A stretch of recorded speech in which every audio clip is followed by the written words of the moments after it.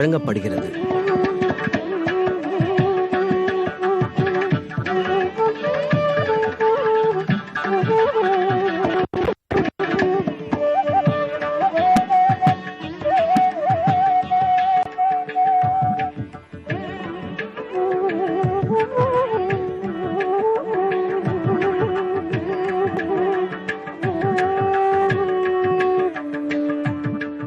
रामं मे अनुगता दृष्टि अद्यापि न निवर्तते नत्वा पश्यामि कौसल्ये साधुमा पाणिना स्पृश.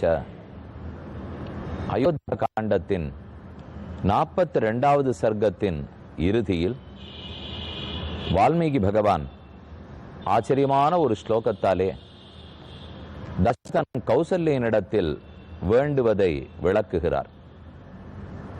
கௌசல்யே, நீ ராமனை பெற்ற புண்ணியவதி. ஆனால் உன்னை இந்த நிலைக்கு நான் தான் ஆக்கிவிட்டேன். என்னிடத்தில் இரக்கம் கொள். உன்னுடைய கைகளால் என்னை தொடு. அது ராமனை தொட்ட கைகள் அல்லவா? ராமனை தொடத்தான் நான் பாக்கியம் இழந்து விட்டேன். உன் கைகளாலாவது என்னை தொடு. கௌசல்யே, அயோத்தியா நகரத்துக்கு கோசலேஷத்துக்கே பெருமை சேர்க்க வந்தவள் நீ. உலகத்தையே ஒரு பகலில் தன் வயிற்றுக்குள் அடக்கி வைத்த ராமனை உன் வயிற்றுக்குள் 12 மாதங்கள் சுமந்திருக்கிறாய். அப்படிப்பட்ட உன்னையாவது என்னால் பார்க்க முடிய வேண்டாமா? ஆனால் கண்ணிழந்து தவிக்கிறேன். கௌசல்யை கேட்டாள், தயரதரே, உன் கண்கள் இருக்கின்றனவே, எங்கே போயின? கண்ணா, சதைப்பிண்டங்கள் உள்ளன, ஆனால் உள்ளே கண் இல்லை. அந்த கண் ராமன் பின்னே போயிற்று. ராமன் கடல் போன்றவன். கடல் கொண்ட வஸ்து திரும்ப கிடைக்குமா? கடலிலே ஒரு பொருளை தொலைத்து விட்டால் அது திரும்ப கிட்டாது.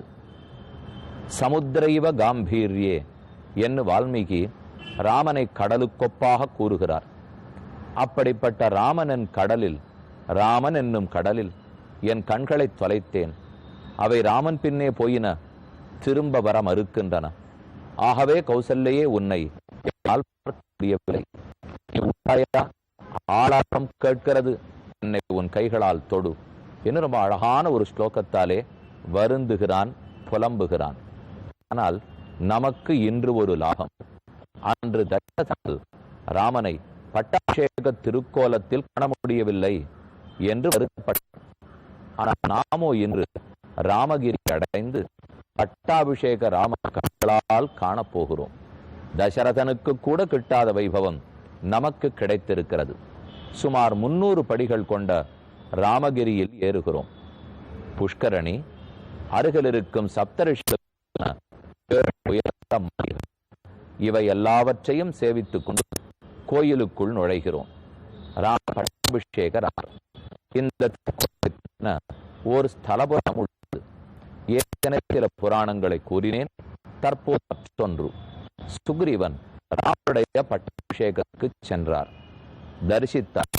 அப்போது ராமனிடத்தில் வேண்டுகிறார், இந்த பட்டாபிஷேக திருக்கோலத்தை நான் எப்போதும் சேவித்துக் கொண்டிருக்க வேண்டும், அதற்கு வழி செய்வாய்.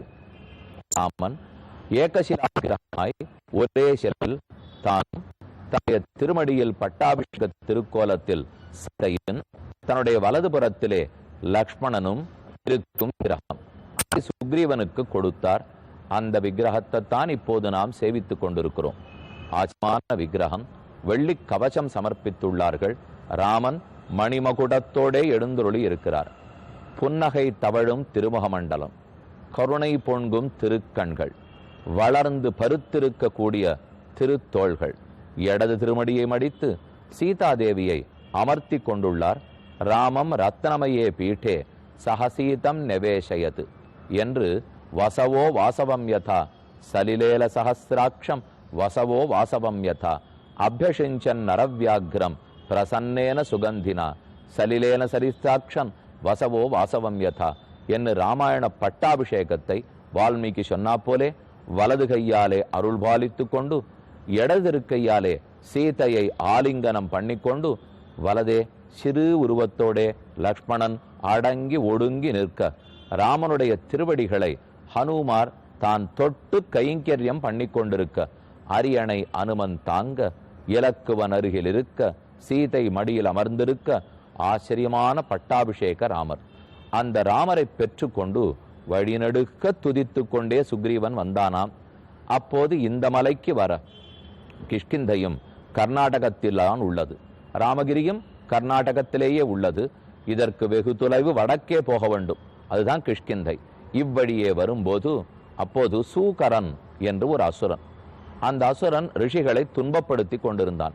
நாரதர் வந்து, சுக்ரீவா, ராமனுக்கு நீ எத்தனையோ செய்தாய், எங்களுக்கு நல்லது செய், இந்த சூகரன் என்னும் அசுரனை முடித்து விடு என்று சொல்ல, கையில் கொண்டு வந்த ராமர் விக்கிரகத்தை இவ்விடத்தில் எழுந்துருள பண்ணிவிட்டு சூகரன் என்னும் அசுரனோட போரிட்டு அவனை முடித்து நாரதன் முதலான ரிஷிகளை காத்தான் சுக்கிரீவன்.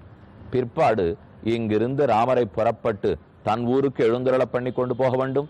வருகிறீரான்னு கேட்க, இல்லை, இந்த ராமகிரி பிடித்திருக்கிறது, நாம் இந்த மலையோடையே இருப்போம் என்று பெருமான் சொல்ல, அன்றிலிருந்து இன்று வரை ராமகிரிக்கு மேலே இருந்தே பட்டாபிஷேக திருக்கோலத்தில் ராமன் தரிசனம் கொடுத்து கொண்டிருக்கிறார். அப்ப ராமனை காண முடியாத தசரதன் புலம்பினான். ஆனால் நமக்கு நன்கு ராமனை காணக்கூடிய பாக்கியம், அதுவும் பட்டாபிஷேக திருக்கோலத்திலேயே. தசரதன் ராமனை கண்டிருக்கிறான், ஆனா பட்டாபிஷேக கோலத்தில் அல்ல. இன்று நாம் ராமனை பட்டாபிஷேக திருக்கோலத்திலேயே சேவித்து கொண்டோம், நம்முடைய பாக்கியம். மேற்கொண்டு அடுத்த ஸ்லோகத்தினுடைய பொருள் பார்க்கலாம். ராமம்மே அனுகதா திருஷ்டி அத்தியாபின நிவர்த்ததே. ராமன் பின்னே கண் போயிற்று, இன்றும் திரும்ப வரவில்லை. ஆகையால் கௌசல்யே, உன்னுடைய கைகளால் என்னை தொடு. ஏன் ராமன் பின்னே கண் போகுமா? போன கண் திரும்ப வாராதா?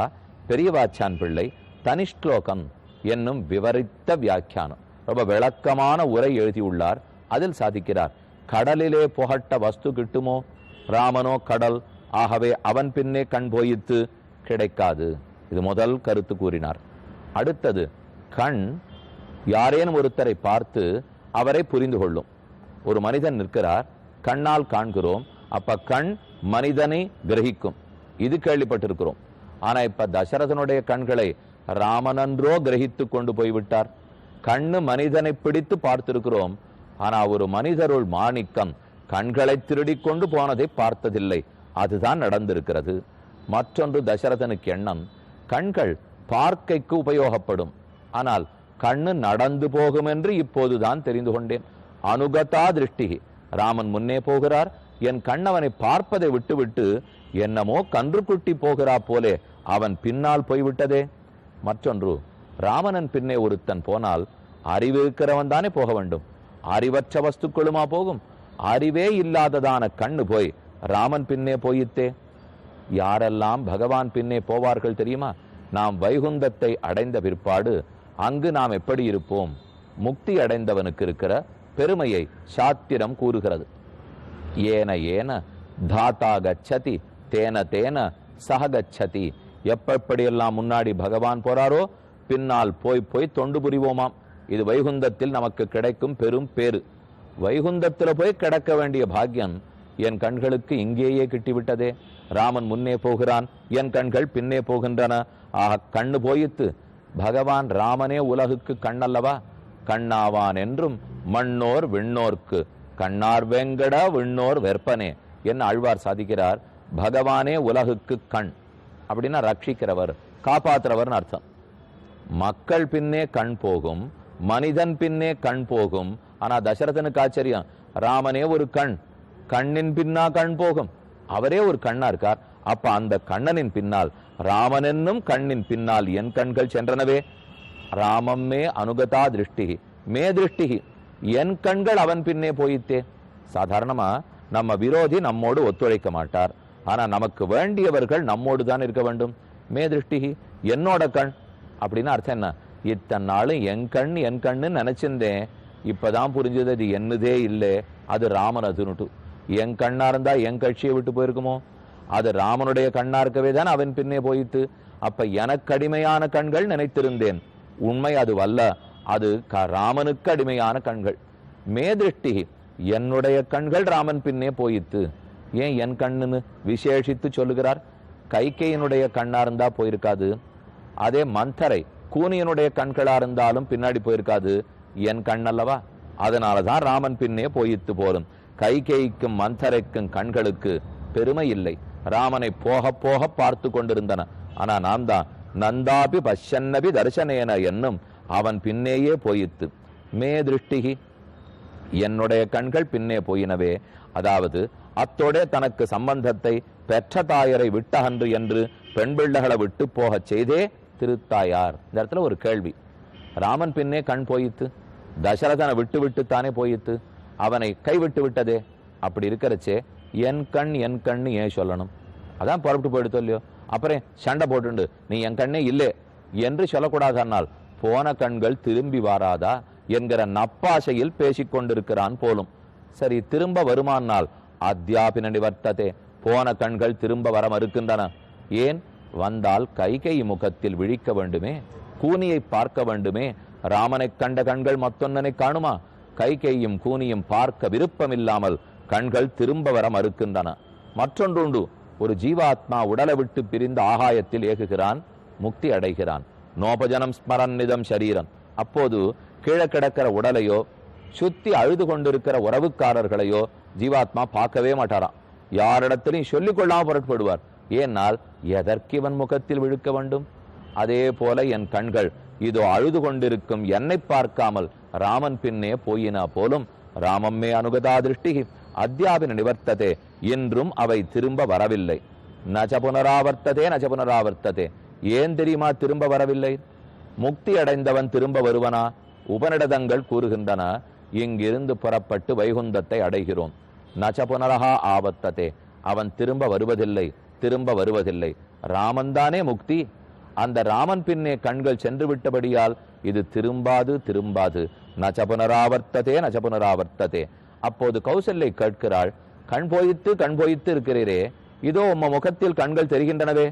கௌசல்யே, இது வெறும் மாம்ச சக்ஷுசு, சதை பிண்டம், அவ்வளவுதான். ஆனா கண் பார்வையை நான் இழந்து விட்டேன். அதை பார். நீ இப்ப பேசுவது காதில் கேட்கிறது, ஆனா கண்களால் உன்னை பார்க்க முடியவில்லை. ஓர் ஆசை, எனக்கு தொடு உணர்ச்சி இருக்கிறதான்னு பார்க்கணும். ஆகவே நீ என்னை தொட்டு பார்க்கிறாயா? அப்போதாவது இருக்கிறேனா என்பதை தெரிந்து பார்க்கலாம். அடுத்தது சொல்லுகிறார், ராமம்மே அனுகதா திருஷ்டிகி, என் கண்ணு இப்போது பார்க்கவில்லை. ஏன் தெரியுமா? திருப்பாணாழ்வாருடைய பாடல், கொண்டல் வண்ணனை கோவலனாய் வெண்ணை உண்ட வாயன் என் உள்ளம் கவர்ந்தானே அண்டர்கோன் அணியரங்கன் என் அமுதினை கண்ட கண்கள் மத்தொன்னினை காணா அமுதமான அரங்கநாதனை கண்டேன், இந்த கண்கள் மத்தொன்னை காணாது. அது திருப்பாணாழ்வார் தெரிவித்தார். இப்போ தசரதன் கூறுகிறான், ராமனை கண்ட கண்கள் மத்தொன்னினை காணுமோ? அதனால் தான் கண்கள் திரும்ப வரவே மறுக்கின்றன. கௌசல்யே, நீ வந்து என்னை தொடு, என்னிடத்தில் கோபித்துக் கொள்ளாதே. நீ என்ன தெரியுமா நினைக்கலாம்? ராமனை வரங்கொடுத்து அனுப்பிவிட்டு கைகேயி எவ்வளோ கேட்டாள் என்பதற்காக உயிரான ராமனை அனுப்பிவிட்டு வேஷம் போடுகிறான் தசரதன், நாடகமாடுகிறான் என்று நினைக்காதே. உண்மையிலேயே வருந்துகிறேன் கௌசல்யே. சாதுமா பாணினா ஸ்பிரிஷத், உன் கைகளால் என்னை தொடு, உயிரோடு இருக்கிறேனான்னு பார்த்து கொள்ளுகிறேன். ராமனை தொட்ட கைகளால் என்னை தொட்டால் என் கிளேசமெல்லாம் தீரும், என்னுடைய வருத்தமெல்லாம் தீரும். சாது ஸ்பிரிஷ, என்னை தொடு, வெறுக்காமல் தொடு. அன்று தொட்டாய், உன்னை கல்யாணத்தன்னைக்கு கைப்பிடித்தேன், அன்று தொட்டாய். அந்த ஆதரத்தோட இரக்கத்தோட என்னை தொடுவாய். ராமனை தொட்ட கைகளாலே என்னையும் தொடுவாய். அப்போதுதான் இருக்கிறேனா இல்லையா என்றே தெரிந்து கொள்ளுவேன் என்று பலகாலும் கௌசல்யனுடைய கைகளை பிடித்து கொண்டு தசரதன் அழுது புலம்புகிறான். ராமம்மே அனுகதா திருஷ்டி அத்தியாபின நிவர்த்ததே. நம்முடைய வேண்டுகோள், ராமகிரியில் எழுந்தருளியிருக்கும் பட்டாபிஷேக ராமர், அவர் பின்னே நம் கண்கள் போக வேண்டும், அவர் பின்னே நெஞ்சு செல்ல வேண்டும், அவனோடையே நெஞ்சு எப்போதும் இருந்து அனுபவிக்க வேண்டும் என்கிற வார்த்தைகளோடே ராமகிரி, கீழே ராமநகரம், இவற்றில் எழுந்தருளியிருக்கும் பட்டாபிஷேக ராமர், கோதண்ட ராமர் ஆகிய அனைவரிடத்திலும் விடை பெற்று கொண்டு அடுத்த திருத்தலத்தை நோக்கி செல்வோம்.